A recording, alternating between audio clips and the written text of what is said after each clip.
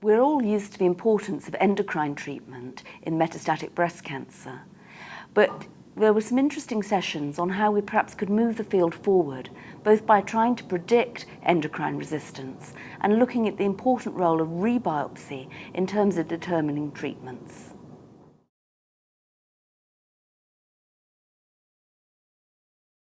So the first presentation is on the prognostic impact of the 21 gene recurrence score in patients presenting with stage 4 breast cancer. This was a study that took 2 cohort of patients. Cohort A was those with metastatic disease with intact primary tumour, and cohort B were those who developed metastases 3 months from primary surgery for their tumour. The tumours were taken, the recurrence score performed, and the primary endpoint were the recurrence score, the time to progression, and the overall survival. So that median follow-up of 26 months, these are the data. So the first line shows you the distribution of the patients for the recurrence score, so recurrence score less than 18, 18 to 30, and equal to or greater than 30, so the classical groupings for the recurrence score. As you can see, predominantly they're at 30 or greater. There was a statistically significant difference in the time to progression for the ER positive and the ER positive HER2 negative. So those with a recurrence score less than 18, the TTP for the ER positive population was 32, and for those with the recurrence score was equal to or greater than 30, it was 12. Again, below that you can see the 2-year overall survival. So those with an RS of less than 18, it was 100% at 2 years. Those with an RS equal to or greater than 30, it was 80%, and it was just significant. Similarly for the ER positive, HER2 negative. Cohort A and B did not differ in any way. The median TTP overall for the whole cohort was 19 months. Interestingly, surgery was not associated with an overall survival benefit. Age, tumour size or site of the first met was not associated with recurrence score, and the risk groups were prognostic for TTP in the ER positive and for 2-year OS in the ER positive HER2 negative patients. So what are the key messages we should take away from this presentation? Firstly, it appears that 21 gene recurrence score in this small set of patients was independently prognostic for TTP in the ER positive patients who were stage 4. Recurrence score was also prognostic for overall survival in the ER positive HER2 negative patients, suggesting that a high recurrence score may be a surrogate for endocrine resistance and could be used to select patients with ER positive stage 4 breast cancer for chemotherapy. Clearly some more data in a randomized trial is probably warranted. So Chris, what do you think about these data? I think they're paradoxical. I think they're hugely, hugely interesting. In my mind, they kind of destroy any sense of sort of equipoise. I'd love to be able to somehow use these data every day in clinic, but 2 things. We're not going to be able to. This is way, way, way outside the scope of where we're starting to go with Oncotype in the UK. Rumour has it we're on the verge of getting Oncotype endorsed by NICE for higher risk node-negative patients. These are metastatic patients. But when you look at your practice and say where do the metastatic patients come from, more and more the metastatics are those who walked in through the door with metastatic disease. Metastatic relapse from early stage is sort of diminishingly rare, given that what we do. So more guidance on how to manage de novo metastatic disease is very, very, very welcome. This evidence base is 23 patients wide. That's the paradox. Well, the data are so compelling. And the first thing to say is how well these patients are doing. The ones with this 23 who've got a relapse score of less than 18, their median time to progression on some form of endocrine therapy, probably a mix of tamoxifen and an AI, is 32 months. That means there's as many doing better as doing worse than that. This is fantastic stuff. But would this knowledge change what I'm doing? Again, the paradox is, well, probably not. If they're walking in through the door with metastatic disease, they've got a good performance status, relatively low sort of visceral burden, I'm going to want to give them an AI up front anyway as a first-line step. And even those with a high recurrence score of 30 plus, they've got a median time to progression of 12 months. So interesting, fascinating, predictive data. But Is it going to impact on practice today? No, it's not. And if they gave me Oncotype today to use in this setting, would it actually impact on what I do and try in the patients as a first step? No, it wouldn't. So fascinating, but... So what do you think we should do then? I've just told you. No, but yeah. So the next presentation is on Bolero 2. This is just a slide to remind everybody about the PI3 kinase AKT-mTOR pathway, and the drug involved, as most people know, is everolimus, and everolimus targets mTOR, which is important in phosphorylating ER and is implicated in endocrine resistance. So this is again a reminder of the data from Bolero 2, which was a randomized study comparing exemestane and everolimus versus exemestane and placebo in postmenopausal women with acquired endocrine resistance. The data showed that the combination of everolimus with exemestane more than doubled the PFS while maintaining quality of life. And as you all know, this combination is now available via the Cancer Drug Fund. So this study was a correlation of molecular alterations with efficacy of everolimus in hormone receptor positive, HER2 negative advanced breast cancer. And this was preliminary results from Bolero 2. And what they did was they took women who participated in Bolero 2 and performed exome sequencing and genome copy number variation in 182 cancer-related genes by NJS. And then they correlated this with PFS. So what did it show? So NJS was carried out in 227 archival tumour specimens, 157 in the combination arm, and 70 who got exemestane and placebo.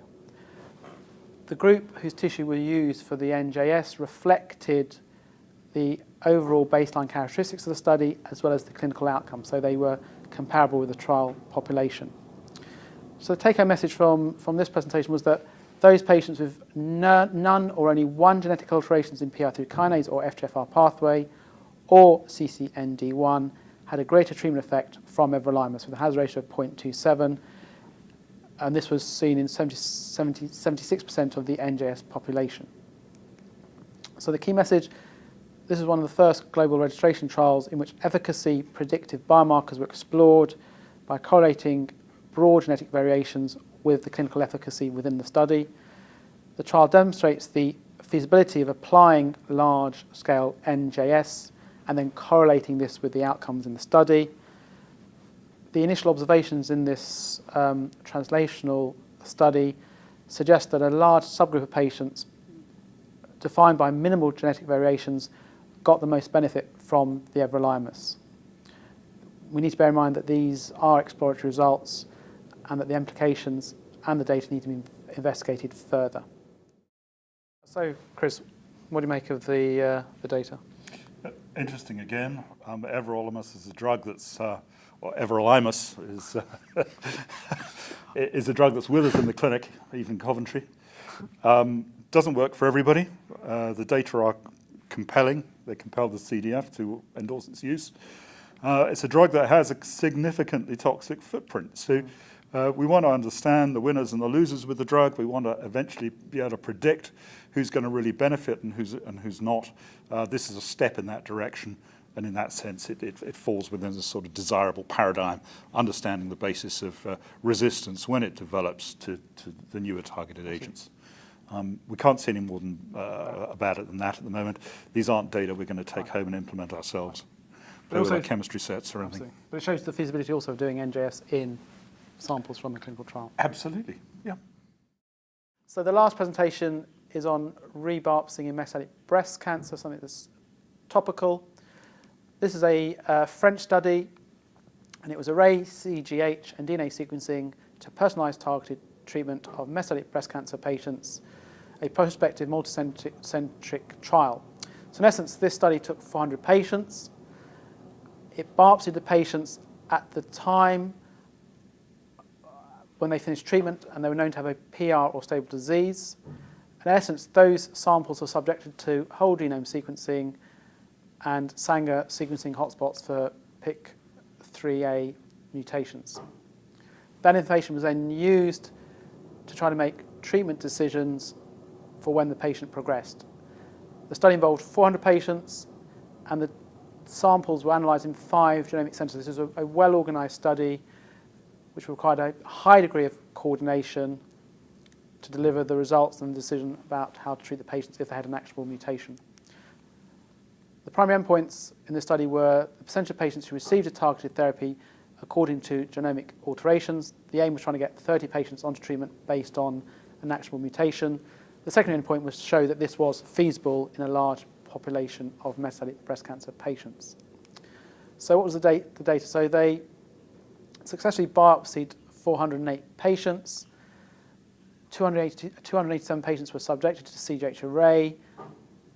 Of those, 194 targetable genomic alterations were found, and in 48 of those patients, a treatment decision was made based on those results. In addition, another 4 patients, HER2 amplification was seen on the CGH array, which was used for treatment. They seemed to find that the best yield for this work was from liver and lymph node tissue. So in those patients who were treated, they got an objective response rate of 9%, stable disease in 19%, so given a clinical benefit rate of 28%. And as you can see on the right-hand side, some of the targets that were picked up and that were then used to drive treatment decisions or used to pick a drug which targeted one of those pathways were EGFR, AKT, FGFR, and IGFR1R. So what are the key messages from this study? First, it shows that it's possible to biopsy large numbers of patients and subject their tissue to whole genome sequencing, and for a proportion of those patients to determine subsequent treatment based on the data that generates. As a result of this trial, there's a larger randomized study being set up in France, which is due to start in the summer of 2013. So, Chris, the final presentation. What do you think? Hugely impressive. C'est magnifique. Not bad for Mais ce n'est pas la guerre, you might say. In fact, the attrition that you see as you go from one box on the slide to another almost sort of maps onto the losses of the Light Brigade as they charge down that valley. Anyway, so that's not the point, of course. It's a heroic first attempt at introducing the new technology pragmatically and successfully as an exercise to a sort of a population study. So in my view, that's the bottom line. It's the cynic would say, look at the very, very small numbers of patients who benefit. But let's look at it more seriously. They found 194 druggable targets, 194 targetable genomic alterations amongst those 423 patients. And those led to treatment decisions on 48 patients. Yeah. So you've got a 90% attrition there, if you like. There's another 4 folk who had actionable HER2 amplification discovered. And then you actually look at the efficacy data, and I guess this is what the cynics would look at and say, there was just 4 patients here with benefiting with an objective response at the end of the day. It's not bad for a single agent. I don't think that's the point. No. That's actually that's not bad for a single agent. What's the response rate normally to a single agent? Well, you've got to say who these patients were and they're heavily and pretreated. what their benefit might be from Faslodex or something. Yeah, but these are heavily pretreated patients. Point taken. So a very, very important exercise. And these sorts of strategies have been adopted by the larger phase 1 units. Phase 1 units now concentrated in centers typically have 15, 20, 25, 30 compounds in early phase development. They've got to make rational decisions. And based on this sort of approach, they've seen their response rates go up from the historical 1 or 2% with early phase compounds through to somewhere like about 8%. So this is an attempt to take it forward very, very bravely in the population. It's given us an idea of the problems out there.